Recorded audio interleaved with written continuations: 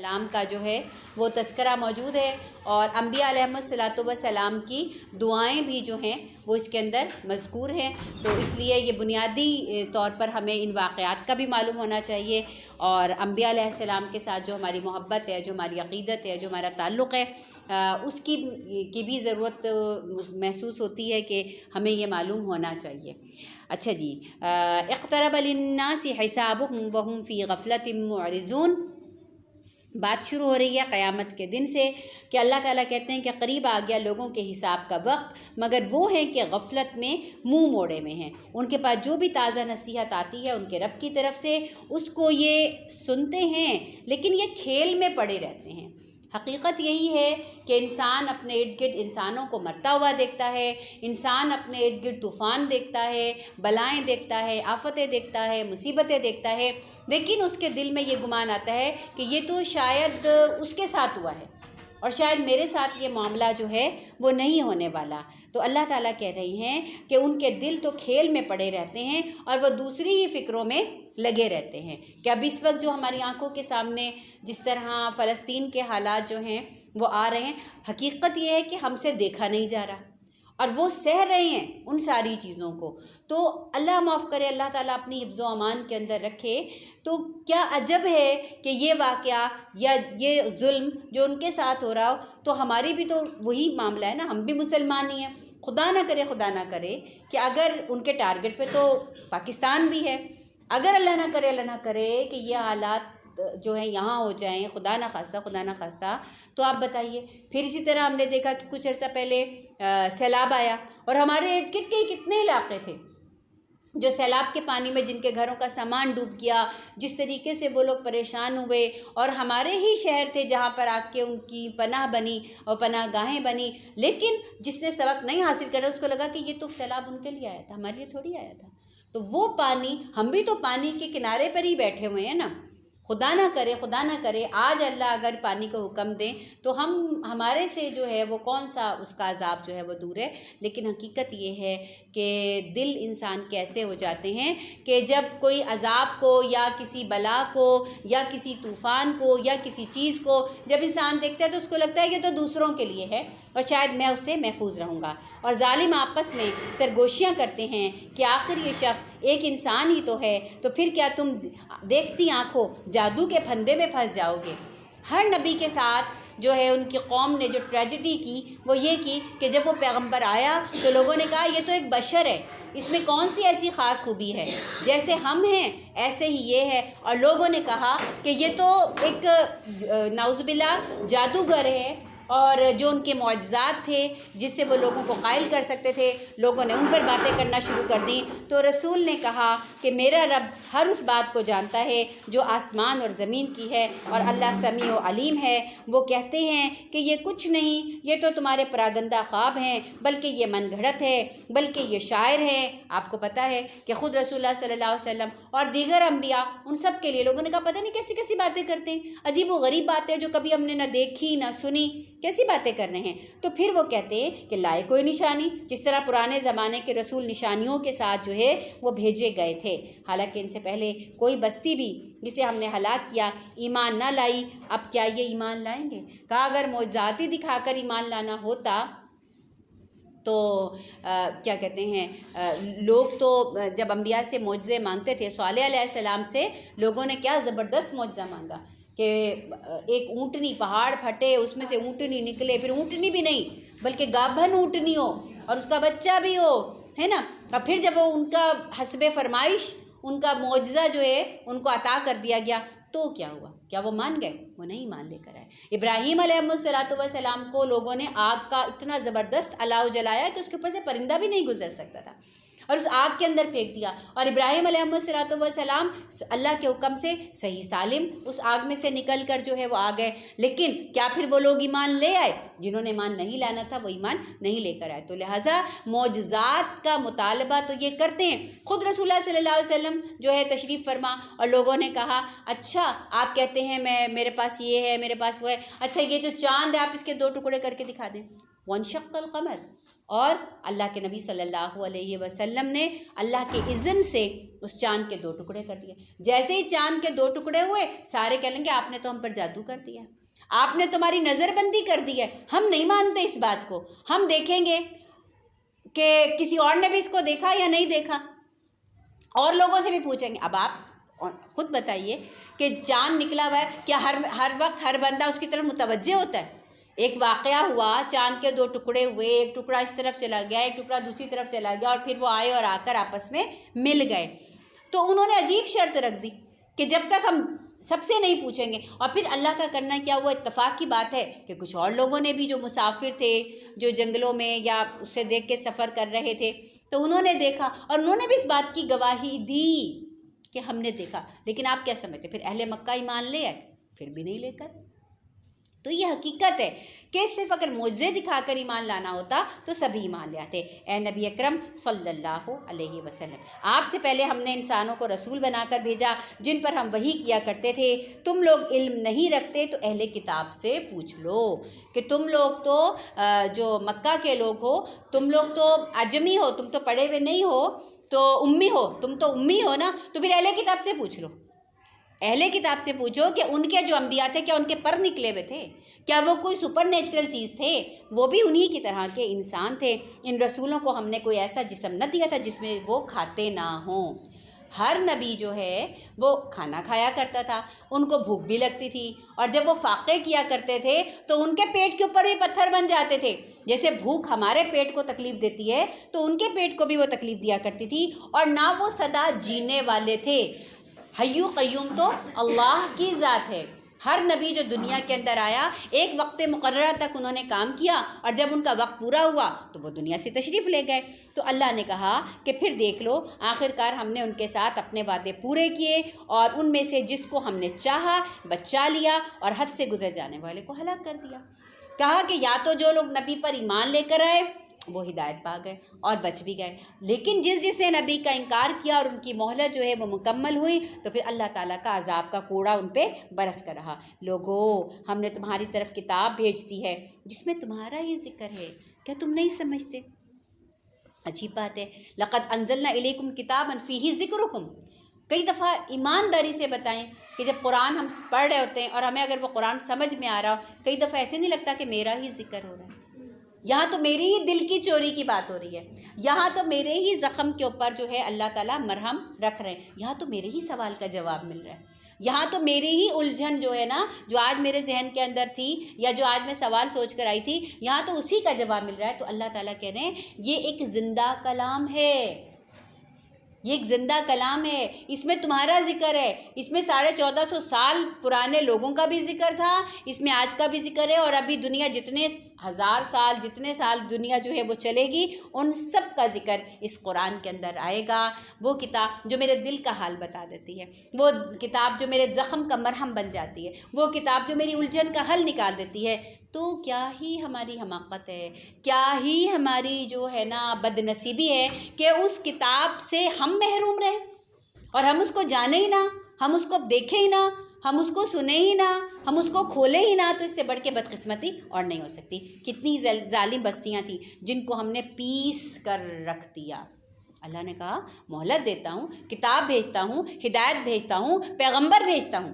دیکھیے، ایک استاد ہوتا ہے، وہ آتا ہے، سلیبس ہوتا ہے، وہ سلیبس دیا جاتا ہے، بچے کو پیار سے، محبت سے، ڈراوے سے، ہر طریقے سے سکھانے کی کوشش کی جاتی ہے، پھر جب وہ بچہ نہیں مانتا تو اینڈ آف دا ایئر اس کو فیل بھی کر دیا جاتا ہے، ہو جاتا ہے ناکام۔ تو ایسے ہی ہر قوم کو اللہ تعالیٰ صرف سلیبس ہی نہیں بھیجتے، سلیبس کے ساتھ ٹیچر بھی بھیجتے ہیں، اور وہ ٹیچر پوری محبت کے ساتھ اور پوری محنت کے ساتھ اس سبق کو سکھانے کی کوشش کرتے ہیں، لیکن پھر بھی اگر کوئی نہ مانے تو پھر عذاب کا کوڑا ان پہ برس کے رہتا ہے۔ اس کے بعد کسی اور قوم کو اٹھایا، جب ان کو ہمارا عذاب محسوس ہوا تو لگے وہاں سے بھاگنے۔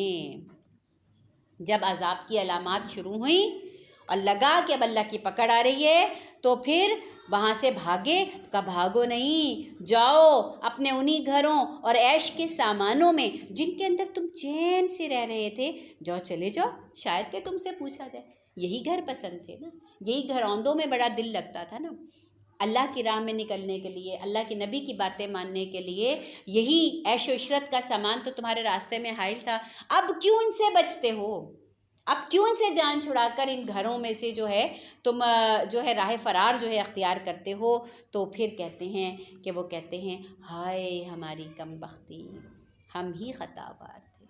خدا نخواستہ ایک زلزلے کا جھٹکا لگتا ہے، سارے کلمہ پڑھتے اپنے گھروں سے باہر نکل آتے ہیں، سارے اللہ کو پکارنے لگ جاتے ہیں، سب کو یاد آ جاتا ہے کہ وہ اللہ جس کو بھولے ہی ہوتے ہیں، پھر کیسے یاد آ جاتا ہے کہ اللہ ہے، اور وہ یہ پکارتے ہیں اور وہ یہی پکارتے رہے یہاں تک کہ ہم نے ان کو جو ہے کھلیان کر کے رکھ دیا، یعنی بالکل ان کو جو ہے نا جیسے ایک کھیت ہوتا ہے اور اس کے اندر فصل ہوتی ہے اور فصل کے پھر بالکل وہ کچرا کر دیتے ہیں، کوڑا کر دیتے ہیں، تو ہم نے ان کو وہ کر دیا اور زندگی کا ایک ذرا سا بھی اثر جو ہے وہ ان کے اندر نہیں رہا، بالکل بجھ گئے اور بالکل ان میں زندگی ختم ہو گئی۔ ہم نے اس زمین کو اور ہم نے اس آسمان کو اور جو ان کے درمیان ہے، اس زمین و آسمان کے درمیان کیا کچھ ہے؟ سمندر ہے، دریا ہے، پہاڑ ہے، چرند پرند ہیں، انسان ہیں، سورج ہے، چاند ہے، کیا کچھ نہیں ہے؟ اللہ نے کہا یہ سب کچھ جو میں نے بنایا، کیا میں نے کھیل کے طور پہ بنایا؟ کوئی کھلونا اگر بنانا ہوتا تو ہم کیا یہی کچھ ہمیں کرنا تھا؟ تو ہم اپنے پاس ہی کر لیتے۔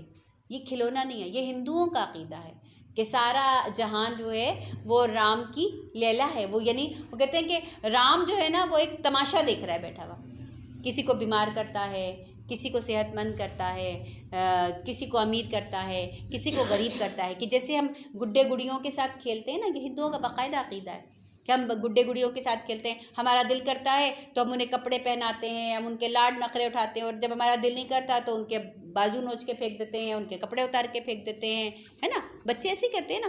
تو نعوذ باللہ وہ یہ گمان کرتے ہیں کہ اللہ کا اور بندوں کا معاملہ بھی ایسا ہی ہے، ہرگز نہیں۔ اللہ تعالیٰ کہتے ہیں یہ دنیا اور یہ دنیا کا نظام کوئی کھیل تماشا نہیں۔ جب مجھے کوئی تکلیف پہنچتی ہے اس میں اللہ کی کوئی نہ کوئی حکمت ہوتی ہے، کوئی مشیت ہوتی ہے، اللہ تعالیٰ مجھے کسی گناہ پہ میرے وارن کر رہے ہوتے ہیں، اللہ تعالیٰ مجھے کہہ رہے ہوتے ہیں سدھر جاؤ، ٹھیک ہے؟ جب مجھے کوئی راحت پہنچتی ہے، جب مجھے کوئی نعمت پہنچتی ہے تو وہ اللہ تعالیٰ اس وقت بھی مجھے واچ کر رہے ہوتے ہیں کہ یہ کتنا میرا شکر گزار جو ہے وہ بندہ بنے گا۔ تو بہرحال اللہ تعالیٰ کہتے ہیں کہ یہ کھلونا نہیں ہے، اور ہم تو باطل پر حق کی چوٹ لگاتے ہیں اور جو اس کا سر توڑ دیتی ہے۔ کہ باطل جب آتا ہے نا تو باطل کو لگتا ہے کہ میں ہی ہوں، جب جھاگ آتا ہے نا، جب کوئی چیز آپ پکا رہے تو جھاگ آتا ہے تو اصل تو آپ کو دکھ ہی نہیں رہا ہوتا، اور جھاگ نے ایسے کیا ہوتا ہے پوری پتیلی کو، پورے برتن کو ایسے ڈھانپا ہوتا ہے کہ معلوم ہوتا ہے کہ جھاگ ہی جھاگ ہے، لیکن جھاگ کی اصل کیا ہے؟ جھاگ کی تو ویلیو کچھ نہیں ہے، جھاگ کو آپ یوں کر کے ذرا سا ہٹائیں گے تو اندر تو اصل چیز ہوتی ہے۔ تو اللہ نے کہا جب جھوٹ اور باطل سامنے آتا ہے نا تو وہ ایسے چھا جاتا ہے کہ لگتا ہے بس وہی ہے، لیکن جب حق کی چوٹ پڑتی ہے اس کے اوپر تو باطل ختم ہو جاتا ہے اور مٹ جاتا ہے، اور تباہی ہے ان باتوں کی وجہ سے جو باتیں جو ہے وہ تم بناتے ہو۔ زمین و آسمان میں جو مخلوق ہے اللہ کی ہے، جو فرشتے ہیں اس کے پاس وہ نہ اپنے آپ کو بڑا سمجھ کر اللہ کی بندگی سے انکار کرتے ہیں اور نہ ہی ان کو اس پہ کوئی ملال ہے، ٹھیک ہے؟ وہ فرشتے ہیں، وہ نوری مخلوق ہیں اور وہ فرشتے ہی بن کے رہنا چاہتے ہیں، اور وہ اللہ کے اطاعت گزار اور تابع دار ہی بن کے رہنا چاہتے ہیں، اور ان کا کام کیا ہے؟ یسبحون اللیل والنہار، وہ تسبیح کرتے ہیں اللہ کی صبح اور شام، ولا یفترون، اور وہ اس میں کوئی پوز بھی نہیں کرتے، وہ دم بھی نہیں لیتے، وہ ہارتے بھی نہیں ہیں، وہ تھکتے بھی نہیں ہیں۔ ہمیں تو کبھی پیاس لگ جاتی ہے، ہم کو کبھی جو ہے نیند آ جاتی ہے، ہمیں کبھی تھکن ہو جاتی ہے، کبھی ہمیں ٹوائلٹ جانا پڑ جاتا ہے، تو ہم تو لگاتار کر بھی نہیں سکتے۔ تو فرشتے جو ہیں وہ اللہ کی صبح و شام تسبیح کرتے ہیں۔ کیا ان لوگوں کے بنائے ہوئے زمینی خدا ایسے ہیں کہ بے جان کو جان بخش کر اٹھا کھڑا کر دیں؟ اللہ نے کہا وہ بھی جن کو تم اللہ کے سوا جن کو تم اپنا معبود سمجھتے ہو، ذرا یہ بتاؤ ایک معمولی سی چیز میں بھی وہ جان ڈال سکتے ہیں؟ آج اگر لیبارٹریز کے اندر جو ہیں وہ مردہ چیزوں کے ساتھ جو ہیں وہ بنا رہے ہیں، اس میں جان ڈال رہے ہیں، تو دراصل اس کا بھی جو روٹ ہے وہ اس زندہ چیز میں سے لے رہے ہیں۔ کمال تو یہ ہے نا کہ بغیر اب اگر بیج کے ساتھ ایک بیج کے ساتھ دوسرے بیج کو ملایا اور اس کی جو ہے وہ ملا جلا کر گرافٹنگ کر کے کچھ کر کے تیسری کوئی چیز بنا دی تو اس میں تو کوئی کمال کی بات نہ ہوئی۔ یہ تو ایک ہنر ہے جو اللہ تعالیٰ نے جو ہے سکھایا ہے، زراعت کرنے والے بہت سارے ایسے جو ہیں وہ کرتے ہیں. آم میں آپ دیکھیں ایک طرح کا آم ہے، دوسری طرح کا آم ہے، ان کو آپس میں ملایا اور ملا کے انہوں نے دوسری طرح کے آم جو ہے وہ بنا کر جو ہے وہ کھڑا کر دیا اس میں. تو لیکن روٹ تو وہیں سے آ رہی ہے نا، بیج یا جو بھی اس کی جو ہے شاخ جو ہے وہ تو وہیں سے لے رہے ہیں نا. تو ایسے ہی اگر کوئی بھیڑ بنا رہا ہے، کوئی کہہ رہا ہے کہ ہم انسان بنا دیں گے. اب تو اس بات پہ بھی تجربات ہو رہے ہیں کہ انسان کے جو اسپیئر پارٹس ہیں، جیسے گردے ہیں، جیسے جگر ہے، جیسے دل ہے، جیسے آنکھ ہے، اس کو لیبارٹریز کے اندر بنا دیا جائے. لیکن اس کا مادہ جو ہے، اس کی اصل کہاں سے لی جائے گی؟ وہ میرے سے آپ سے ہی لی جائے گی. ٹھیک ہے. اب کئی جو ہے مردہ لوگوں کی آنکھیں لگ جاتی ہیں، لیکن وہ تو یہ ایک علم ہے. لیکن آنکھ تو نہیں بنا سکے نا تم، آنکھ تو تم نے مردہ انسان کی ہی لی ہے نا. آنکھ کے لیے تو پھر تم خالق کے ہی پابند ہو نا. تو اب ہو سکتا ہے ٹیکنالوجی کسی وقت اتنی ترقی کر لے کہ اسپیئر پارٹس بننے لگ جائیں، گردے بن رہے ہیں، جگر بن رہا ہے، دل بن رہا ہے، پھیپھڑے بن رہے ہیں، وغیرہ وغیرہ. لیکن اس کا اصل تو جو ہے وہ پھر وہیں سے لیا جائے گا. تو پھر وہ لے کر بنانے میں تو پھر آپ کی جو ہے وہ ایک ہنر ہے، ایک علم ہے جو اللہ تعالیٰ آپ کو دے رہے ہیں. لیکن آپ تخلیق کار نہیں ہو سکتے، آپ تخلیق نہیں کر سکتے. آپ ایک چیز ہے، اس کو چیز سے لے کر آپ نے کچھ بھی بنا دیا. اگر آسمان و زمین میں اللہ کے سوا دیگر معبود ہوتے تو زمین و آسمان کا نظام بگڑ جاتا. بالکل ایسے ہی ہے کہ ہم بھی اگر آپ لوگوں کو ذمہ داریاں دیتے ہیں تو ہم کہتے ہیں یہ انچارج ہے اور یہ اس کا جو ہے اس کا نائب ہے، یا یہ والی ذمہ داریاں اس کی ہیں اور یہ والی ذمہ ایک ہی جیسی ذمہ داریاں جو ہیں اگر ایٹ اے ٹائم دو بندوں کو دے دی جائیں تو کیا ہوتا ہے؟ وہ کہتا ہے میری ہے، وہ کہتا ہے میری، وہ کہتا ہے میں نے ایسے کرنا ہے، وہ کہتا ہے میری مرضی ایسی ہے. تو اتنا سا نظام نہیں چل سکتا. کجا کے زمین و آسمان کا نظام اور پوری جو کائنات کا نظام جو ہے وہ چل رہا ہے. تو ظاہر ہے کہ ایک واضح سی مثال ہے کہ وہ دو خداؤں کا کام نہیں ہے، خدائے وحدہ لا شریک کا کام ہے. اللہ مالک رب عرش عظیم ہے اور وہ اللہ اپنے کاموں کے لیے کسی کو جواب دہ بھی نہیں ہے. اللہ کسی کو جواب دہ نہیں ہے کہ اگر وہ بچپن میں مر گیا تو کیوں مر گیا، اور اگر وہ بوڑھا ہو کے بھی ابھی نہیں مر رہا اور اتنی تکلیف میں ہے تو وہ کیوں نہیں مر رہا. یہ سب اللہ کی مشیت ہے، یہ سب اللہ کی مرضی ہے، یہ سب اللہ کی حکمتیں ہیں کہ وہ اتنا امیر کیوں ہو گیا اور اس کے گھر میں فاقے کیوں ہیں. ان باتوں کے لیے اللہ کسی کو جواب دہ نہیں ہے، بلکہ وَهُمْ يُسْأَلُونَ، ہم جواب دیں ہیں اللہ کو. اللہ کی شان نہیں ہے. اسی لیے کہتے ہیں کہ جس کی دوستی اللہ کے ساتھ ہو گئی، جس نے معاملات اللہ کے ساتھ سیٹ کر لیے، تو مخلوق کے ساتھ معاملہ ہو یا کسی بھی طرح کا معاملہ ہو، وہ کبھی بھی خسارے میں جو ہے وہ نہیں رہے گا. کیونکہ اللہ کو کسی سے پوچھنا تھوڑی ہے، اللہ کو کسی سے اجازت تھوڑی لینی ہے، اللہ نے کسی سے جو ہے وہ منظوری تھوڑی لے کے آپ کا کام جو ہے وہ کروا کے دینا ہے. اللہ تو خود مالک الملک ہے، وہ جو چاہتا ہے کرتا ہے. ان اللہ علی کل شیء قدیر، وہ تو ہر شے پہ قدرت رکھتا ہے. کیا اسے چھوڑ کر انہوں نے دیگر خدا بنا لیے؟ تو اے نبی صلی اللہ علیہ وسلم ان سے کہو لاؤ اپنی دلیل. یہ کتاب بھی موجود ہے جس میں میرے دور کے لوگوں کے لیے نصیحت ہے، اور وہ کتابیں بھی موجود ہیں جن میں مجھ سے پہلے لوگوں کے لیے نصیحتیں تھیں، مگر ان میں سے اکثر لوگ حقیقت سے بے خبر ہیں اور منہ موڑ رہے ہیں. ہم نے تم سے پہلے بھی جو پیغمبر بھیجا اس کو وحی کی کہ میرے سوا کوئی خدا نہیں ہے، لا الہ الا انا، میرے سوا کوئی معبود. یہ وہ تعلیم ہے، یہ وہ چیز ہے جو آدم علیہ السلام سے لے کر محمد الرسول اللہ صلی اللہ علیہ وسلم ہر پیغمبر ایک دعوت لے کر آیا، توحید کی دعوت. ہر پیغمبر ایک عقیدہ لے کر آیا، آخرت کا عقیدہ.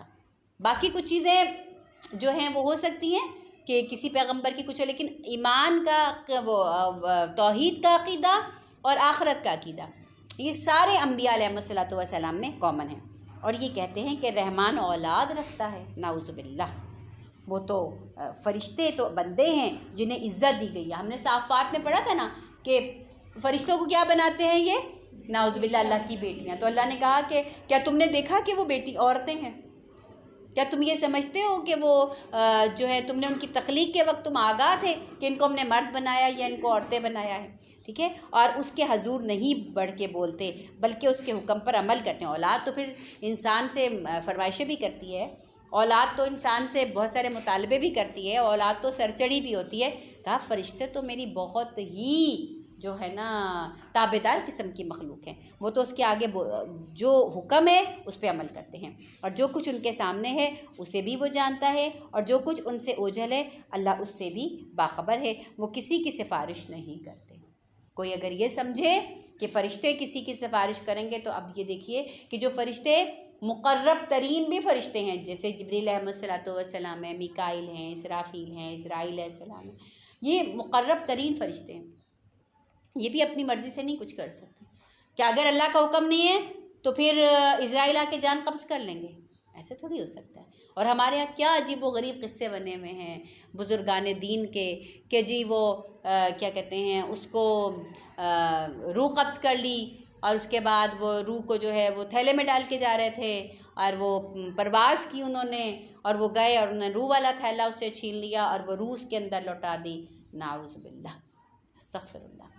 ہم وہ پڑھتے ہیں واقعہ کہ خود رسول اللہ صلی اللہ علیہ وآلہ وصحبہ وسلم کا چھوٹا سا بچہ ان کی گود میں ہے اور وہ موت کی ہچکیاں لے رہا ہے، ایسے ہی تھا، اور رسول اللہ صلی اللہ علیہ وسلم کی جو ہے آنکھوں سے آنسو جو ہیں وہ بہہ رہے ہیں۔ کس نے پوچھا یا رسول اللہ علیہ وسلم یہ کیا؟ کہا کہ حکم پہ تم اللہ کے ہی راضی ہیں، اگر وہ موت کی ہچکیاں لے رہے، اگر وہ مر رہا ہے تو میں اس کی موت کو ٹال نہیں سکتا، کیونکہ وہ اللہ نے لکھی ہے، ایسے ہی لکھی ہے۔ لیکن یہ انسان کی فطرت ہے، ایک فطری لگاؤ ہے، محبت ہوتی ہے، باپ کو اولاد سے ہوتی ہے۔ تو اگر رسول اللہ صلی اللہ علیہ وآلہ وصحبہ وسلم جو ہیں وہ ظاہر کون چاہتا ہے کہ میری اولاد میری گود میں ہو اور موت کی ہچکیاں لے رہی ہو اور آنکھوں سے آنسو بہہ رہے ہیں آپ صلی اللہ علیہ وسلم کے، لیکن اللہ کی مشیت یہ نہیں تھی کہ آقا صلی اللہ علیہ وسلم کی نسل کا سلسلہ جو ہے ویسے ہی چلے جیسے کامنلی لوگوں کا چلتا ہے بیٹوں کے ذریعے۔ آپ کی نسل کا سلسلہ جو ہے آپ کی روحانی اولاد سے چل رہا ہے، اور ہم سب روحانی اولاد ہیں آقا محمد مصطفیٰ صلی اللہ علیہ وآلہ وصحبہ وسلم کی، جتنے بھی ان کے نام لیوا ہیں اللہ کا ورفعنا لک ذکرک، اے نبی صلی اللہ علیہ وسلم آپ کی تو ذکر کو ہم نے بلند کر دیا۔ تو یہاں سے یہ بات سمجھ میں آئی کہ جو کچھ سامنے ہے، جو کچھ اوجل ہے، اللہ وہ جو ہے اس سے باخبر ہے، اور فرشتے کسی کی سفارش نہیں کرتے۔ جب فرشتے سفارش نہیں کرتے تو کسی انسان کی بھی جرأت نہیں ہے، اور اگر وہ کسی کی سفارش کریں گے تو وہ سفارش ہوگی کہ جو اللہ سننا بھی چاہے گا، ٹھیک ہے؟ جیسا کہ کچھ اعمال ایسے ہوتے ہیں کہ جن کی وجہ سے جو ہے وہ فرشتے جو ہیں وہ جب وہ ان اعمال کو کلیکٹ کرتے ہیں تو وہ دعا کرتے ہیں نا، ہم کہتے ہیں نا کہ یہ دعا پڑھیں گے، یہ عمل کریں گے تو آپ فرشتوں کی دعا جو ہے وہ لیں گے، تو دعا کیا ہوتی ہے؟ وہ سفارش ہو گئی ہے نا، دعا سفارش ہو گئی۔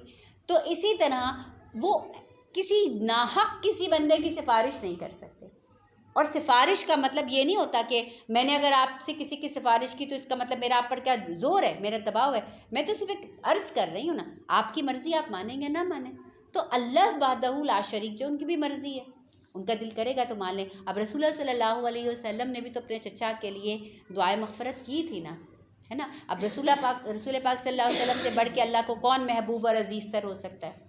لیکن اللہ سبحانہ و تعالیٰ نے منع کر دیا۔ عبداللہ بن ابی کے بھی نماز جنازہ جو ہے پڑھانے کے لیے رسول اللہ صلی اللہ علیہ وسلم تیار کھڑے تھے، اللہ نے منع کر دیا، کہا اگر آپ ان کے لیے استغفار کی دعا کریں اور 70 بار بھی کریں میں نہیں ماننے والا۔ تو پھر اس کا مطلب یہ ہے کہ جو اللہ کا کٹر کافر ہے، جو اللہ کا کٹر دشمن ہے، تو پھر اگر کوئی اللہ کا پیارا بھی اگر اس کے لیے کوئی سفارش کرنا چاہے گا تو اللہ کے پاس میں اختیار ہے، اللہ اس کو ریجیکٹ کر سکتے ہیں۔ اور وہ جو کوئی ان میں سے یہ کہہ دے کہ اللہ کے سوا میں بھی ایک خدا ہوں تو اسے ہم جہنم کی سزا دیں گے۔ یہ بات اس لیے یہاں پر کہ فرشتے کہہ ہی نہیں سکتے یہ بات، ٹھیک ہے؟ ان کی جو تخلیق ہے اس کے اندر نافرمانی اور سرکشی ہے نہیں، سرکشی نافرمانی جنات میں ہے اور ہمارے اندر ہے، ٹھیک ہے؟ ان میں سے جیسے یہ بات یہاں کیوں بتائی جا رہی ہے؟ یہ بات اس لیے یہاں پر بتائی جا رہی ہے کہ یہ لوگ فرشتوں کو دیویاں بنائے ہوئے تھے نا، تو اللہ سبحانہ و تعالیٰ کہہ رہے ہیں کہ فرشتے تو یہ بات کہہ ہی نہیں سکتے کہ نعوذ باللہ تم اللہ کو چھوڑ دو یا اللہ کے سوا میں بھی کوئی خدا ہوں، اور اگر اللہ نے کہا کوئی فرشتہ اگر یہ جرت کر بھی لے تو پھر اسے ہم جہنم کی سزا دیں گے، اور ہمارے ہاں ظالموں کا بدلہ یہی ہے۔ کیا وہ لوگ جنہوں نے نبی کی بات ماننے سے انکار کیا غور نہیں کرتے کہ آسمان اور زمین آپس میں ملے ہوئے تھے، پھر ہم نے ان کو جدا کر دیا اور پانی سے ہر زندہ چیز پیدا کی۔ یہ وہ چیزیں ہیں جو سائنٹیفکلی بھی پروو ہیں کہ زمین جو ہے وہ بند تھی، پھر اللہ سبحانہ و تعالیٰ نے اس کو کھولا، زمین اور آسمان کو جدا جدا کیا، اور اللہ کا عرش بھی پانی کے اوپر تھا، اور پانی سے ہر شے کی تخلیق کی، لیکن وہ ہماری خلاقی کو نہیں مانتے۔ اور زمین میں ہم نے پہاڑ جما دیے تاکہ وہ انہیں لے کر ڈھلک نہ جائے۔ زمین کی جو وہ ہے وہ گولائی ہے، گول ہے، اور گول چیز آپ کو پتہ ہے کہ وہ ڈھلکتی رہتی ہے۔ تو پہاڑوں کو اللہ تعالیٰ نے کہا کہ میخیں ہیں، جیسے ایک مضبوط کرنے کے لیے وزن دار چیز جو ہے اللہ تعالیٰ نے زمین کے اندر رکھ دی، تاکہ ورنہ زمین ہمیں لے کے ڈھلک جاتی، اور اس میں کشادہ راستے بنا دیے پہاڑوں کے درمیان۔ پہاڑ اللہ تعالیٰ نے بند نہیں کیے، پہاڑوں کے اندر غار ہیں، پہاڑوں کے اندر راستے ہیں، پہاڑوں کے اندر ایسے اللہ پاک نے راستے، قدرتی راستے، ایک تو اب انسان کاٹ کاٹ کے بنا رہے ہیں نا، نہیں، ان میں قدرتی راستے بھی ایسے شارٹ کٹ بھی ہیں جو پہاڑی علاقوں میں رہنے والے ہوتے ہیں، آپ ان سے پوچھیں، وہ آپ کو بتائیں گے کہ یہاں سے وہاں یوں نکل کے چلے جاتے ہیں لوگ کہ ہمیں حیرانی ہوتی ہے۔ تو ان کو اللہ تعالیٰ نے کہا میں ان کو بند بھی تو کر سکتا تھا نا، لیکن ان کے درمیان میں نے کشادہ راستے بھی بنا دیے کہ شاید لوگ اپنا راستہ معلوم کریں۔ آسمان کو ایک محفوظ چھت بنا دیا، ایک ایسی گریوٹی رکھ دی زمینوں اور آسمان کے درمیان کہ آسمان اپنی جگہ پر قائم اور دائم ہے نا، اور یہ زمین پر آ کر گر نہیں رہا۔ جس دن یہ گریوٹی اللہ پاک ختم کر دیں گے اس دن آسمان آ کے جو ہے وہ زمین پر گر جائے گا۔ اور وہ اللہ جس نے جو ہے کائنات کی پھر بھی تم کائنات کی نشانیوں پہ غور نہیں کرتے، اللہ ہے جس نے رات اور دن بنائے، جس نے سورج چاند کو بنایا، اور سب ایک نظام میں تیر رہے ہیں۔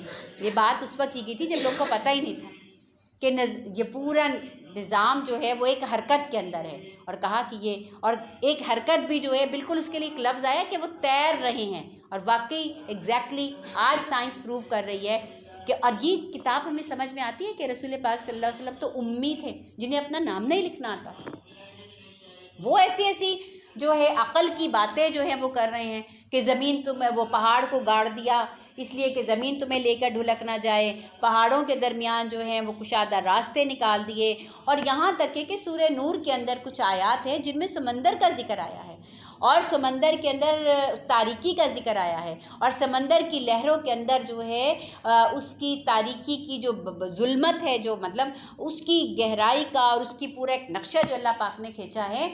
تو جو ایک شخص تھا جو جہاز رہا تھا اور جس کی پوری زندگی جو ہے شپ پر سفر کرتے ہوئے اور سمندر میں گزری، تو وہ یہ سن کر مسلمان ہوا تھا۔ اس نے کہا محمد صلی اللہ علیہ وسلم کیا جہاز رہا تھے؟ کیا ان کی کہا نہیں، تو کبھی جہاز پہ سفر ہی نہیں کیا، وہ تو سمندر کا جو ہے ان کو واقفیت ہی نہیں تھی۔ تو انہوں نے کہا یہ بات تو وہ کہہ سکتا ہے جس نے پورا اچھی طرح اپنی زندگی جو ہے وہ ان چیزوں کے ساتھ جو ہے وہ گزاری ہو، تو وہ یہ بات کہہ سکتا ہے۔ تو حقیقت یہ ہے۔ پھر انسان کی پیدائش کے مراحل جو قرآن کے اندر تھے، آج آپ کی سائنس پہنچی ہے یہاں تک کہ انسان نطفہ ہوتا ہے، پھر نطفے سے لوتھڑا بنتا ہے، لوتھڑے سے پھر اس کے اندر کیا کیا، وہ جتنے بھی مراحل ہیں ایز اٹ از قرآن کی جو ترتیب ہے اس میں، تو ایک امی شخص کیسے یہ بات کہہ سکتا ہے؟ ظاہر ہے کہ ہمارا تو ویسے ہی ایمان ہے کہ قرآن من جانب اللہ ہے، لیکن جب یہ چیزیں اور ہمارے سامنے آتی ہیں تو ہمارا ایمان مزید پختہ ہو جاتا ہے کہ یہ قرآن جو ہے یہ وحی الہی ہے جو اللہ کی طرف سے نازل کرتا ہے۔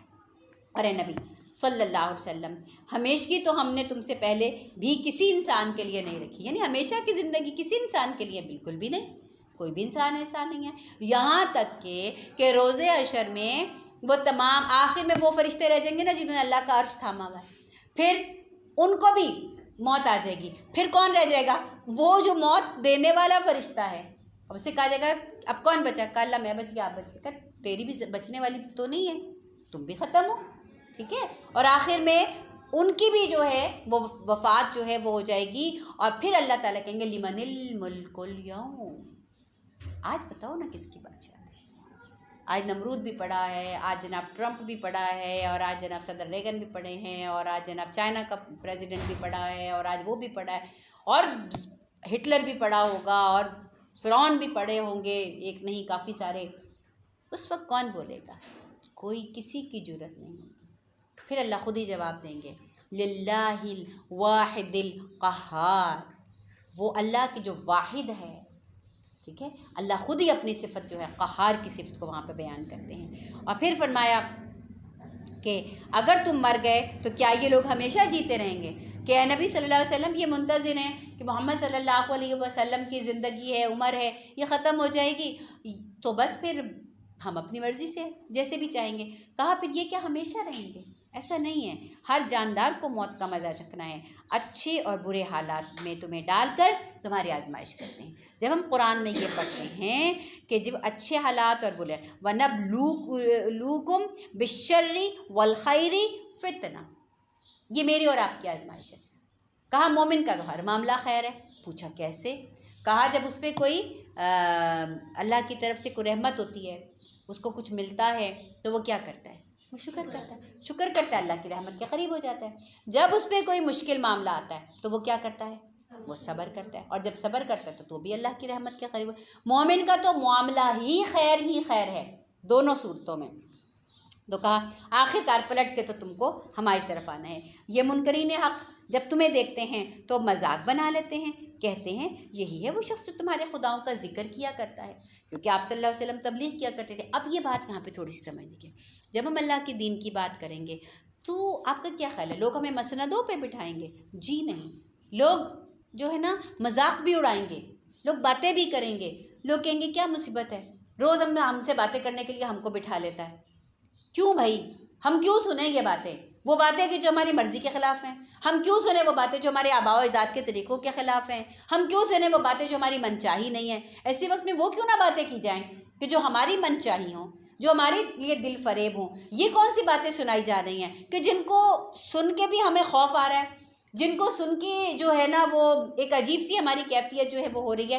تو آپ کو حقیقت ہے کہ جو نصیحت کرنے والا بندہ ہوتا ہے، جس طرح کی باتیں کرنے والا بندہ ہوتا ہے، اس کو پبلک میں کوئی خاص پسند نہیں کیا جاتا، الا ماشاء اللہ کے کوئی نیک فطرت لوگ ہوں تو وہ تو توجہ دیں گے، ورنہ میجورٹی جو ہے اس سے بھاگتی ہے، اس کی بات بھی نہیں سننا چاہتی، اس کے ساتھ بیٹھنا بھی نہیں چاہتی، اس کے ساتھ ویسے بھلے فالتو بیٹھ کے 2 گھنٹے بھی ضائع کر دیں، لیکن جب کوئی اللہ رسول کی بات ہوگی، کوئی دین آخرت کی بات ہوگی تو اس دین آخرت کی بات کو سننے کے لیے جو ہے ہمیں اپنے 20 کام یاد آ رہے ہوتے ہیں، 20 مصروفیات یاد آ رہی ہوتی ہیں، اور سارے زمانے کی تھکن اس وقت ہمارے اوپر سوار ہو جاتی ہے۔ اور پھر اگر کوئی بندہ زبردستی لے کے بیٹھے اور سنائے تو پھر لوگ اس کا مذاق بھی بناتے ہیں، اور جیسا کہ اس زمانے میں ہوتا تھا کہ رسول خدا صلی اللہ علیہ وسلم جب لوگوں کو دین کی تبلیغ کرتے تھے، بات کرتے تھے، تو جب باہر نکلتے تھے لیکن یہ بات کر رہے تھے، اچھا یہ کہہ رہے تھے کہ وہ، اور اپنا حال یہ ہے، کہا کہ رحمان کے ذکر سے منکر ہے۔ تو اللہ سبحانہ و تعالیٰ جو ہے یہ بات فرما رہے ہیں کہ انسان بڑی جلد باز مخلوق ہے، ابھی میں تم کو اپنی نشانیاں دکھائی دیتا ہوں، جلدی نہیں مچاؤ۔ اللہ نے کہا تمہیں کیا لگ رہا ہے کہ محمد صلی اللہ علیہ وسلم اتنے حلم والے ہیں، اتنے درگزر والے ہیں، تم مذاق اڑاتے ہو، تم جملے کستے ہو، تم شاعر کہتے ہو، تم مجنوں کہتے ہو، تم ایذائیں دیتے ہو، تم نے شعب ابی طالب کے اندر قید کر دیا، تم نے آپ صلی اللہ علیہ وسلم کا جو ہے وہ تم نے کر لی، لیکن تم یہ سمجھو کہ نبی اکرم صلی اللہ علیہ وسلم جو ہیں کیا وہ بے بس ہیں؟ کیا وہ خدا جس نے ان کو اپوائنٹ کیا ہے وہ خدا جو ہے وہ نعوذ باللہ ان سے غافل ہے؟ ہرگز نہیں، وہ خدا ہرگز غافل نہیں ہے، وہ خدا جو ہے وہ ان کو دیکھ رہا ہے اور ان لوگوں کو بھی دیکھ رہا ہے، کیونکہ وہ تو خدا کے پیغامبر ہیں، وہ تو خدا کا پیغام سنا رہے ہیں، وہ کوئی اپنی ذات کی طرف تو نہیں بلا رہے، وہ اپنی ذاتی چیز کے لیے تو نہیں تمہیں قائل کرنے پہ لگے ہوئے، وہ تو تمہیں اللہ کی بندگی کی طرف بلا رہے ہیں، تو جلدی نہیں مچاؤ۔ یہ پوچھتے دھمکی کب پوری ہوگی کہ جب وہ پیغمبر کہتے ہیں دیکھو اللہ کی نہیں مانو گے نا تو پھر ایسے تم پہ مشکلیں جو ہیں وہ آ سکتی ہیں، تو یہ پوچھتے ہیں دھمکی کب پوری ہوگی، کب آئے گا عذاب اگر تم سچے ہو؟ تو اللہ فرماتے کاش ان کافروں کو اس وقت کا کچھ معلوم ہوتا جب کہ یہ اپنے منہ آگ سے نہیں بچا سکیں گے اور نہ اپنی پیٹھیں۔ منہ کا ذکر کیوں آیا؟ اس لیے کہ سب سے زیادہ انسان کے لیے جو ایک بے عزتی کی بھی بات ہوتی ہے اور تکلیف کی بھی بات ہوتی ہے کہ اس کے منہ پہ آگ لگائی جائے نا، کہا پیٹھ سے بھی لگے گی، یعنی اس کا مطلب ہے کہ پورے بدن کو ڈھانپا ہوا ہوگا اس آگ نے۔ کہا منتظر رہو وہ لوگوں کہ جو محمد الرسول صلی اللہ علیہ وسلم کا استہزاء کر رہے ہو، تمہیں کیا لگتا ہے ایسے ہی چلتا رہے گا سب کچھ؟ وہ وقت آئے گا جب اپنے منہ تم آگ سے نہیں بچا سکو گی، پیٹھ بھی نہیں، اور تمہیں کہیں سے مدد نہیں ملے گی۔ یہاں تو شاید کسی کو آگ لگ جائے تو دوسرا آ کے اس کا بچاؤ کر لے، نہیں، کوئی کسی کی مدد نہیں کرے گا۔ وہ بلا آئے گی اور اچانک آئے گی، کہ جب وہ عذاب آئے گا یکدم آئے گا اور یکلخت ان کو دبوچ لے گا کہ کہیں سے بچاؤ بھی نہیں ہوگا اور یہ اس کو دور بھی نہیں کر سکیں گے، ان کو مہلت بھی نہیں مل سکیں گی۔ مذاق تو تم سے پہلے رسولوں کا بھی اڑایا جا چکا ہے۔ اللہ یہاں اپنے پیغمبر صلی اللہ علیہ وسلم کو تسلی دے رہے ہیں، مگر ان کا مذاق اڑانے والے اسی چیز کے پھیر کے اندر آ گئے جس کا وہ مذاق اڑایا کرتے تھے، کہ جو وہ مذاق اڑاتے تھے پتہ کیا چلا کہ اللہ کے نبی صلی اللہ علیہ وسلم تو سچے ٹھہرے اور وہی لوگ اس عذاب کے اندر گرفتار ہو گئے۔ تو اے نبی صلی اللہ علیہ وسلم ان سے پوچھو کون ہے جو رات کو یا دن کو تمہیں رحمان سے بچا سکتا ہے، مگر یہ اپنے رب کی نصیحت سے منہ موڑ رہے ہیں۔ کہا کوئی ہے کہ اگر اللہ کی طرف سے عذاب آ جائے تو کوئی ہے جو تمہیں دن میں بچا لے یا تمہیں کوئی رات میں پناہ عطا فرما دے؟ کیا یہ کچھ ایسے خدا رکھتے ہیں جو ہمارے مقابلے میں ان کی حمایت کریں؟ تو اگر میری پکڑ آ جائے، اور ابھی ہم جتنے بھی انبیاء علیہ السلام کا تذکرہ پڑھیں گے، لوط علیہ السلام کی قوم کا اس دن میں نے آپ کو بتایا تھا کہ کس طریقے سے ان کے اوپر عذاب آیا کہ ایک پر کے ساتھ ان کی پوری بستی کو اٹھا کے جو ہے، تو کون آ سکا ان کی مدد کرنے کے لیے، ہے نا؟ عاد کی، سمود کی قوم کے اوپر جب اللہ سبحانہ و تعالیٰ کا عذاب آیا، نوح علیہ السلام کی قوم کے اوپر جب طوفان آیا، تو کیا کوئی آ سکا؟ کیا کوئی بچا سکا؟ وہ تو خود بھی اپنی مدد نہیں کر سکتے۔ اس وقت تو سب کو اپنی اپنی اپنی اپنی پڑی ہوگی، اور ہماری ہی تائید ان کو، اور نہ ہی ہماری تائید ان کو حاصل ہے نا؟ وہ بچ بھی نہیں سکتے، اس لیے کہ اللہ نے تو ان کو عذاب میں گھیر لیا ہے۔ اصل بات یہ ہے ان لوگوں کو اور ان کے آباء و اجداد کو ہم زندگی کا سر و سامان دیے چلے گئے، یہاں تک کہ ان کو دل لگ گئے۔ اب اللہ تعالیٰ وجہ بتا رہے ہیں کہ اتنی سرکشی کی وجہ کیا ہے۔ وجہ یہ اللہ کہہ رہے ہیں میں نعمتیں دیے تر چلا گیا، ان کو بھی دیے، ان کی نسلوں میں دی، ان کی اولادوں کو دی، ان کے آباء و اجداد کو دی، اب یہ اللہ کو بھول ہی گئے، اب یہ اس خالق و مالک کو ہی بھول گئے۔ انہیں نظر نہیں آتا کہ ہم زمین کو مختلف سمتوں سے گھٹاتے چلے آ رہے ہیں۔ اللہ سبحانہ تعالیٰ کہہ رہے ہیں کہ ہم زمین ہمارے قبضے میں ہے، اور کبھی کبھی اللہ تعالیٰ کے آثار، قدرتوں کے آثار اعلانیہ نظر آتے ہیں کہ کہیں پہ قحط پڑ جاتا ہے، کہیں پہ سیلاب آ جاتا ہے، کہیں پہ زلزلہ آ جاتا ہے، اور سب کیا دھرا جو ہے وہ رہ جاتا ہے۔ یا یہ کہ زمین گھٹتی چلی آ رہی ہے، مراد یہ کہ وہ دعوت جو محمد الرسول اللہ صلی اللہ علیہ وسلم کے ذریعے تھی، وہ پہلے ایک بندے تک تھی، 2 بندے تک تھی، اب کیا دیکھ رہے ہو کہ وہ دائرہ پھیلتا چلا جا رہا ہے، پھیلتا چلا جا رہا ہے۔ تو زمین جو ہے وہ تو سرکشوں سے کم ہوتی جا رہی ہے، اور اللہ والے جو ہیں زمین میں زیادہ جو ہے وہ ہوتے چلے جا رہے ہیں۔ تو اللہ تعالیٰ فرما رہے ہیں کہ وہ تو خود اپنی مدد نہیں کر سکتے، اور ہم زمین کو گھٹاتے چلے آ رہے ہیں۔ تو اب یہ کیا سمجھتے ہیں یہ غالب آ جائیں گے؟ اللہ نے کہا یہ دعوت، یہ پیغام جو محمد الرسول اللہ کے ذریعے آیا ہے، اللہ اپنے نور کا اتمام کر کے رہے گا۔ اللہ کا نور تو پھیل کے رہے گا۔ یہ اپنے منہ کی پھوکوں سے اللہ کے نور کو بجھانا چاہتے ہیں؟ ممکن نہیں، ایسا نہیں ہو سکتا۔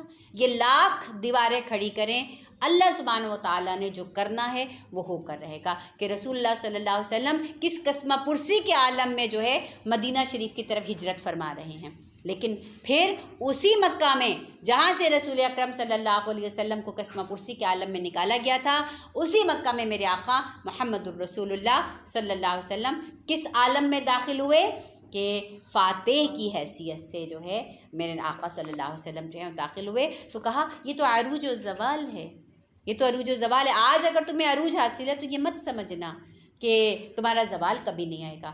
آج اگر اسرائیل کو جو ہے ایک فوقیت حاصل ہے اور وہ پوری طرح فلسطین کے اوپر جو ہے ظلم ڈھا رہا ہے، تو کیا یہ کہانی ایسے ہی چلتی رہے گی؟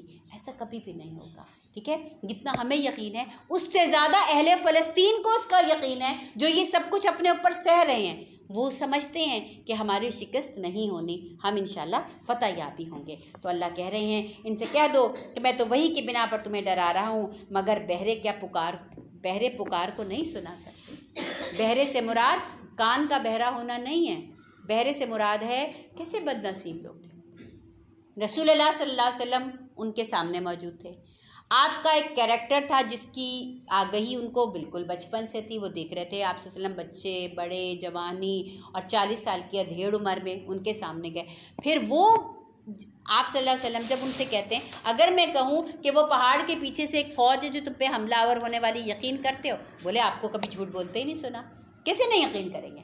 آپ کی بات کا یقین نہیں کریں گے تو پھر کس کی بات کا؟ تو کہا پھر جب آپ نے توحید کی طرف دعوت دی تو فوراً ہی بپھر گئے، فوراً ہی منکر ہو گئے. تو کہا پھر یہ تو بہرے ہو گئے نا، کان کے بہرے نہیں، دل کے بہرے ہو گئے، عقل کے بہرے ہو گئے یہ لوگ. تو بہرے پکار کو نہیں سنا کرتے جب کہ انہیں خبردار کیا جائے. اور اگر تیرے رب کا عذاب انہیں چھو جائے، کتنا چھو جائے؟ ذرا سا بھی چھو جائے تو چیخ اٹھیں گے اور کہیں گے یا ویلنا، ہائے کم بختی، ہائے آفت مصیبت، انا کنا ظالمین. یہ بالکل وہی بات ہے کہ جیسے ہی کوئی جھٹکا لگے، جیسے ہی کوئی طوفان ہو تو مسلمان یا کافروں کو کہتے ہیں او مائی گاڈ، او مائی گاڈ، کیسے نکلتا ہے؟ اس وقت کیوں نہیں پھر ہم اللہ کے سوا کسی کو یاد کرتے؟ دراصل ہر انسان کی فطرت کے اندر اللہ تعالیٰ نے خدا کے وجود کا ہونا جو ہے وہ رکھا ہوا ہے. اور جو لوگ خدا کے وجود کے منکر ہیں دراصل وہ لوگ جو ہیں اپنی فطرت کو ہی مسخ کر دیتے ہیں، وہ اپنی فطرت کے ہی خلاف جو ہے چل جاتے ہیں. ڈاکٹرز نے اس بات کا تجربہ کیا، انہوں نے کہا کچھ کینسر کے پیشنٹس تھے، انہوں نے ان کو دوائیاں جو ہیں وہ دینی شروع کی. اچھا، کچھ کینسر کے پیشنٹس جو تھے ان کو دوائی بھی دی اور دوائی کے ساتھ جو ہے انہوں نے ان کو کچھ تسبیح یا کوئی بھی مطلب میں یہ نہیں کہہ رہی کہ وہ سارے مسلمان تھے، کچھ عیسائی بھی تھے، کچھ اور بھی تھے، جو بھی ان کے مذہب کے اندر، یعنی بات یہ تھی کہ علاج کے ساتھ ساتھ ان کو دعا کرنے کے لیے بھی کہا گیا. ٹھیک ہے کہ وہ کوئی دعا کریں جس خدا کو بھی وہ مانتے ہیں اس کے ساتھ دعا کریں.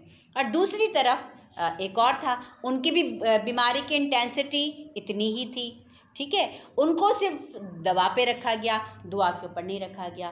تو ان کی جو صحت یابی کی رفتار تھی وہ کہیں تیز تھی جو دعا کر رہے تھے، کیونکہ ان کو یقین تھا کہ ہم کسی سے دعا کر رہے ہیں. اور جن کا ایمان نہیں تھا، جن کا عقیدہ نہیں تھا، جن کا یقین نہیں تھا، دوائیاں وہ بھی کھا رہے تھے لیکن اتنی تیزی سے صحت یاب وہ نہیں ہو رہے تھے. تو حقیقت یہ ہے کہ انسان کے اندر اللہ سبحانہ و تعالیٰ نے ایک خالق اور ایک مالک کی طلب رکھی ہے. انسان پلٹنا چاہتا ہے. کبھی کبھی جب وہ بے بس ہو جاتا ہے، وہ دیکھتا ہے اب تو میری ماں بھی مدد نہیں کر سکتی، اب تو میرے بہن بھائی بھی نہیں آ سکتے، اب تو میری اولاد بھی نہیں آ سکتی، اب تو کوئی میرا پیارا میری مدد کو نہیں آ سکتا. تو پھر وہ کس کو پکارتا ہے؟ وہ صرف اللہ کو پکارتا ہے، کیونکہ اس کو پتہ ہے کہ اللہ کی مدد جو ہے وہاں پر آ جائے گی.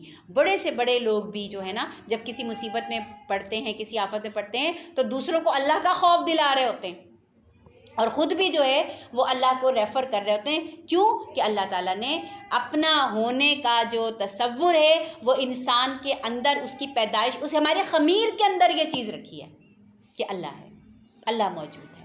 اور ہر انسان ایک ایسی ہستی کو کہ جس کے ہاتھ میں سب کچھ ہے، اس کو پکارنا جو ہے اپنے لیے سکون کا باعث جو ہے وہ سمجھتا ہے. ٹھیک ہے، قیامت کے روز ہم ٹھیک تولیں گے، ترازو رکھ دیں گے، پھر کسی شخص پر ذرہ برابر بھی ظلم نہ ہوگا. جس کا رائے کے دانے کے برابر بھی کچھ کیا دھرا ہوگا ہم سامنے لے آئیں گے. جو بھی کہ جو قرآن کے اندر کہتے ہیں کہ وَمَن يَعْمَلْ مِثْقَالَ ذَرَّةٍ خَيْرًا يَرَهُ وَمَن يَعْمَلْ مِثْقَالَ ذَرَّةٍ شَرًّا يَرَهُ. اللہ سے کیا پوشیدہ ہے؟ ذرہ برابر، رائی کے دانے کے برابر بھی نیکی ہے وہ بھی سامنے آئے گی، رائی کے دانے کے برابر برائی ہے اور بغیر توبہ کیے مر گئے. دیکھیں آج توبہ کا دروازہ کھلا ہوا ہے. کوئی بھی گناہ ہو گیا، بڑے سے بڑا گناہ ہو گیا، توبہ کریں، اپنی اصلاح کر لیجیے، ہو جائے گی، اعمال نامے سے مٹ جائے گا وہ گناہ. اللہ تعالیٰ کرامن کاتبین کو بھلا دیں گے وہ گناہ. زمین کے جس حصے میں وہ گناہ ہوا تھا مٹا دیں گے اللہ تعالیٰ. میرے ہاتھ نے کیا، میرے ہاتھ کو بھلا دیں گے، میری آنکھ نے کیا، میری آنکھ کو بھلا دیں گے. لیکن جیسے ہی میری موت کا دروازہ کھلے گا اور فرشتے جو ہے میری روح کو قبض کرنے کے لیے آئیں گے، اس دن پھر اب توبہ کا دروازہ بند ہے. تو اللہ نے توبہ کا دروازہ کھولا ہوا ہے، رحمت کا عشرہ چل رہا ہے، مغفرت کا عشرہ شروع ہونے والا ہے. تو کیا ہی بدقسمتی ہوگی اس شخص کی کہ جو ابھی بھی اللہ کی رحمت کو اپنی جانب جو ہے وہ متوجہ نہ کر سکے. کہا کہ لعنت ہے اللہ کی، پھٹکار ہے اللہ کی، اور مردود ہے، بہت برا ہے وہ شخص کہ جو رمضان کا مہینہ پائے اور اپنی بخشش نہ کروا سکے۔ جبریل علیہ السلام نے صلاۃ والسلام نے یہ بات کی، اور اس پر آمین کہا کس نے؟ رسول اللہ صلی اللہ علیہ وآلہ وسلم نے، کہ برباد ہو جائے، تباہ ہو جائے، ہلاکت میں پڑ جائے، پھٹکار پڑ جائے اس شخص کے اوپر کہ جو رمضان کا مہینہ پہ اور اپنی بخشش نہ کرا سکے۔ تو بڑے گناہ ہیں ہمارے نامہ اعمال میں، ہمیں یاد ہیں اور ہم کو بھول گئے۔ انفرادی بھی ہیں، اجتماعی بھی ہیں، لوگوں کے ساتھ بھی مل کر کیے ہوئے ہیں، انسانوں کے حقوق کے معاملے میں بھی کیے ہوئے ہیں۔ تو اللہ سے اپنے ایک ایک گناہ کو جو یاد ہے اور جو یاد بھی نہیں ہے، ان کی توبہ استغفار ہم پر لازم ہے، تاکہ ہمارے اعمال نامے سے وہ گناہ جو ہیں وہ مٹ جائیں۔ تو بہرحال اس سے پہلے ہم نے موسیٰ علیہ السلام اور ہارون علیہ السلام کو فرقان، روشنی اور ذکر عطا کیا، اور ان متقی لوگوں کی بھلائی کے لیے جو بن دیکھے اپنے رب سے ڈریں۔ نبی پر ایمان لانے کے لیے ایمان بالغیب ضروری ہے، یہ بات ہم نے پہلے بھی پڑھی تھی نا۔ کون مانے جنت کو؟ جنت دیکھی آپ نے؟ نہیں دیکھی۔ کیسے مانے جہنم کو؟ کیا جہنم دیکھی ہم نے؟ نہیں دیکھی۔ لیکن ہم نے تو کبھی کان میں سے سونا بھی تو نکلتے نہیں دیکھا، ہم نے تو کبھی ہیرے کی کانیں بھی نہیں دیکھی نا۔ لیکن ہم کیوں ایمان لاتے ہیں؟ اس لیے کہ کچھ معتبر لوگوں نے ہمیں یہ بتایا، جو اہل علم تھے انہوں نے بتایا کہ سونا وہاں سے نکلتا ہے، اور جناب ہیرا جو ہے وہ اس طریقے سے جو ہے وہ نکلتا ہے۔ تو جب دنیا کے علم رکھنے والے کچھ معتبر لوگ ہمیں علم دیتے ہیں، ہمیں بتاتے ہیں، تو ہم اس پہ یقین لے آتے ہیں نا۔ ڈاکٹر کہتا ہے کہ بھائی آپ کا جو ہے نا جسم میں سے یہ خدا نخواستہ آپ کا جو ہے گال بلیڈر یہ خراب ہو چکا ہے، اس کو نکالنا ہے۔ میں کیوں نکالنے دوں تم کو؟ لیکن اس کا علم ہے، اس کے علم کی وجہ سے میں اس پر یقین رکھتی ہوں، اور میں اپنی بھلائی اور اپنی خیر جو ہے اسی میں سمجھتی ہوں کہ یہ گال بلیڈر ڈاکٹر نے مجھے کہا ہے نکلوا دو، تو میں اس کو نکلوا دوں، اسی میں میرے لیے خیر ہے، تو میں اس پر ایمان لاتی ہوں نا۔ تو پھر جب دنیا کے کچھ لوگوں کی علم کی وجہ سے ان کے اوپر میں اعتبار کر ڈاکٹر میں بے ہوش کر دیتا ہے نا، اور ہم پورا گھرانہ جو ہے وہ اپنی جو ہے اپنے مریض کو اس کے سپرد کر کے، اور ہم کیوں؟ ہمیں اس کی ایکسپرٹیز کے اوپر جو ہے اعتماد ہوتا ہے، ہم کہتے ہیں چلو بے ہوش کر دو۔ اب بعض دفعہ لوگ ہوش میں بھی تو نہیں آتے، اینستھیزیا ایسا دے دیا جاتا ہے، یا ان کی بیچاروں کی موت ہی اس طرح لکھی ہوتی ہے، لیکن ہم اعتبار کر کے ان کے ہاتھ میں اپنا ہاتھ دے کے جو ہے ان کو سپرد کرتے ہیں کہ چلیں ٹھیک ہے، اللہ خیر کرے، بہتر ہو جائے گا۔ تو پھر جب ہم دنیا کے معاملات میں اعتماد بھروسہ اہل علم پہ ہی کرتے ہیں، تو انبیاء سے بڑھ کے کون بہتر اہل علم ہو سکتا ہے؟ انبیاء سے بہتر جو ہے معتبر علم جو ہے وہ کس کا ہو سکتا ہے؟ آدم علیہ السلام خود جنت میں رہ کے آئے، ساری جنت کا اچھے سے دیکھا ہوا ہے، مشاہدہ کیا ہوا ہے، وہ تو رہ کے ہی آئے ہیں بھائی وہاں پہ، اسی لیے ان اولاد آدم کے اندر جنت کی طلب موجود ہے۔ اولاد آدم آسائش پسند کرتی ہے، کیونکہ ہمارے ابا جو آسائش میں رہتے، پہلے دن سے تو آزمائش میں رہتے، اماں اور ابا دونوں ہی رہے تھے، ہے نا۔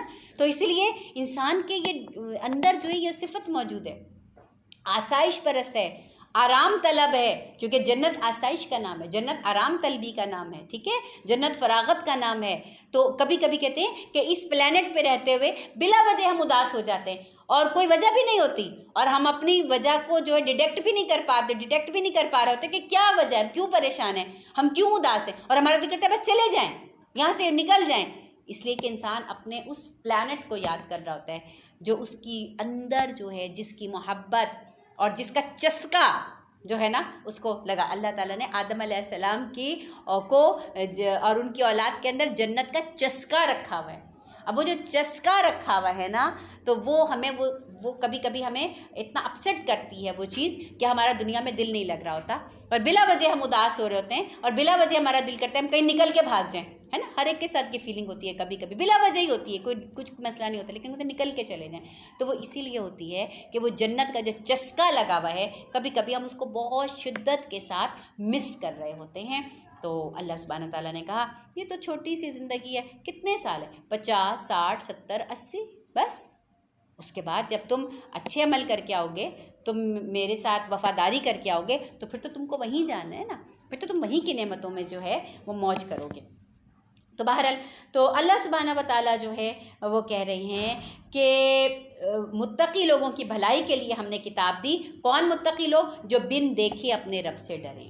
جنت دیکھی نہیں لیکن جنت کی طلب کرتے، جہنم دیکھی نہیں لیکن جہنم سے بچنے کے اعمال کرتے ہیں، اور انہیں اس گھڑی کا کھٹکا لگا ہوا ہے، یعنی وہ ڈرتے ہیں اس وقت سے اور اب یہ بابرکت ذکر ہم نے اے محمد صلی اللہ علیہ وسلم آپ پر نازل کیا ہے، پھر کیا تم اس کو قبول کرنے سے انکاری ہو؟ یعنی ان کے قوم سے پوچھ رہے ہیں۔ اس سے پہلے بھی ہم نے ابراہیم علیہ السلام کو ہوش مندی بخشی، رشد بخشا۔ سارا زمانہ تو بت پرست تھا، تو وہی ایک رشد والے انسان تھے نا، وہی ایک ہوشیار اور سمجھدار انسان تھے، اور ہم ان کو خوب جانتے تھے۔ یاد کرو وہ موقع جب انہوں نے اپنے باپ سے اور اپنی قوم سے کہا یہ کیسی مورتیں ہیں جن کے آپ گرویدہ ہی ہوئے چلے جا رہے ہیں؟ انہوں نے جواب دیا دراصل ہم نے اپنے باپ داداؤں کو ان کی عبادت کرتے پایا ہے۔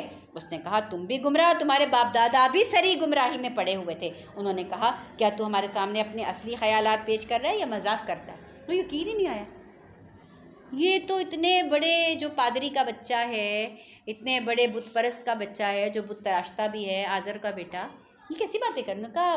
سچ بتاؤ یہ تمہارے واقعی دل کے خیالات ہیں یا تم ایسی کوئی ہمارے ساتھ کو مذاق کر رہے ہو؟ انہوں نے کہا نہیں، بلکہ فی الواقع تمہارا رب وہی ہے جو زمین و آسمان کا رب ہے، اس کا پیدا کرنے والا ہے، اور میں اس پر تمہارے سامنے گواہی دیتا ہوں، اور خدا کی قسم میں تمہاری غیر موجودگی میں ان بتوں کی خبر لوں گا۔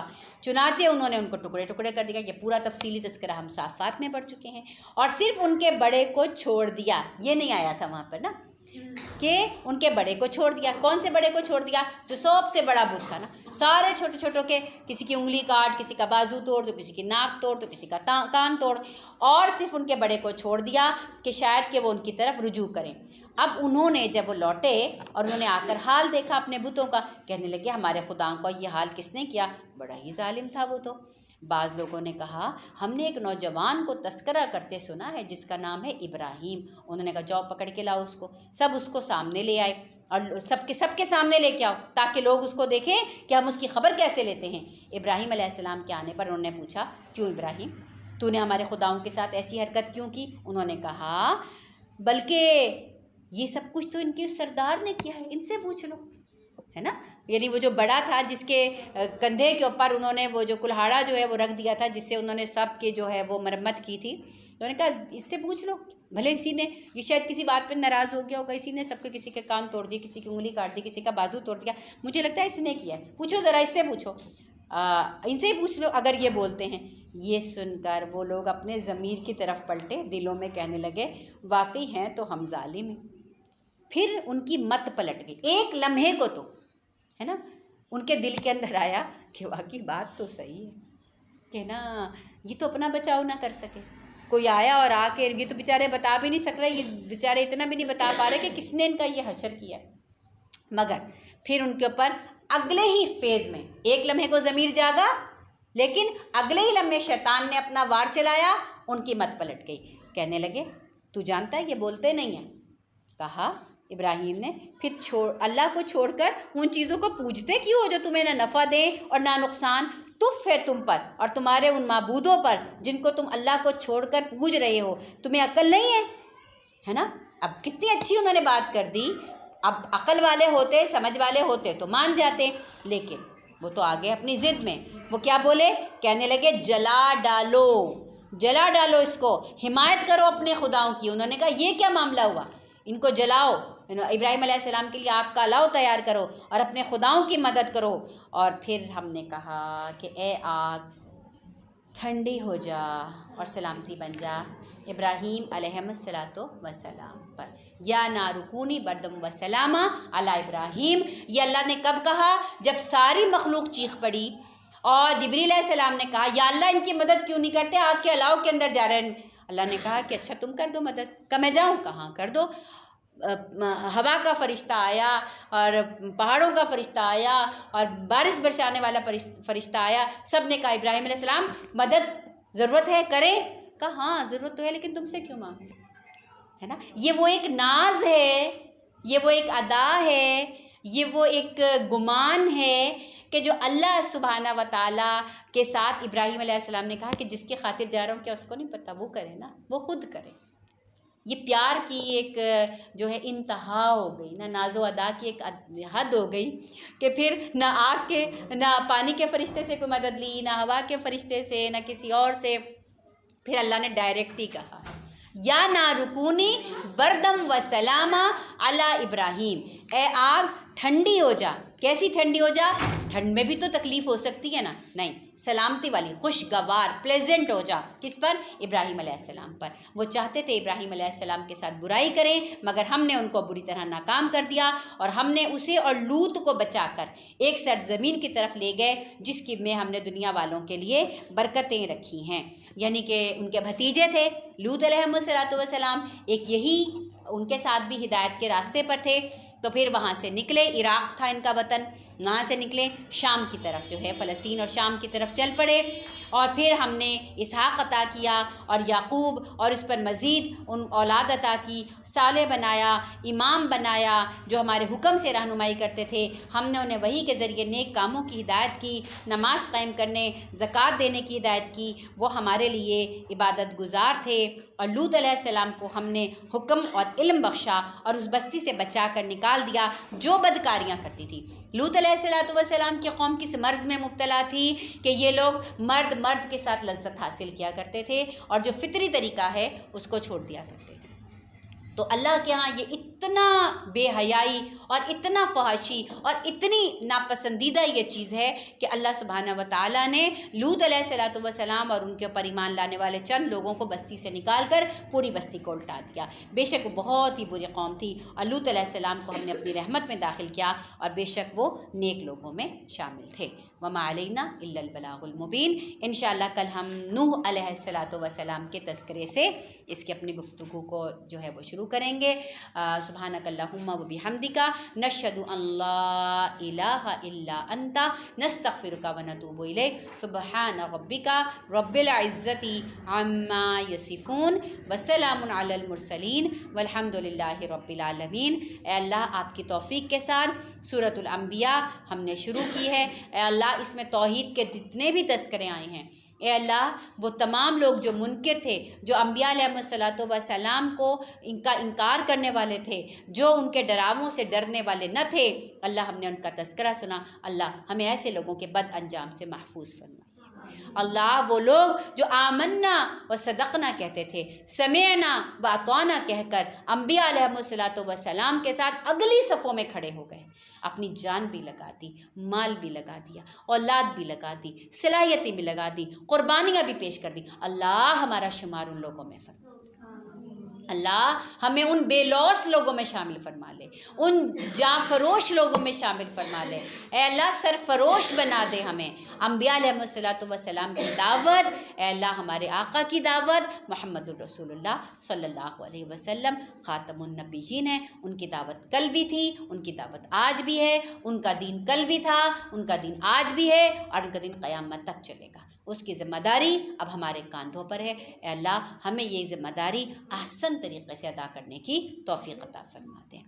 ہمارے آقا محمد مصطفیٰ صلی اللہ علیہ وآلہ وصحابہ وسلم جو ذمہ داری ہمیں سونپ کر گئے ہیں، اللہ اس ذمہ داری کو احسن طریقے سے ادا کرنے کی توفیق عطا فرما، ہماری اولاد کو بھی اس کو ادا کرنے کی توفیق عطا فرما، اس کو ادائیگی کرنے کے جو تقاضے ہیں وہ تقاضے سیکھنے کی ہمیں توفیق عطا فرما، اس کی ادائیگی کرنے کے لیے جو صبر، ضبط، تحمل چاہیے ہمیں اس سے بھی آراستہ فرما، جو تقوی اور علم چاہیے اس تقوی اور علم سے بھی ہمیں نواز دے، اور اے میرے مالک ہماری زبان کی گرہیں کھول دے، اور ہمیں وہ بات کہنے کی توفیق عطا فرما جو لوگوں کے دلوں پر اثر کر سکے، اور سب سے بڑھ کر جس چیز کی طرف دعوت ہم دیں سب سے بڑھ کر ہمیں اس پر خود عمل کرنے کی توفیق عطا فرما۔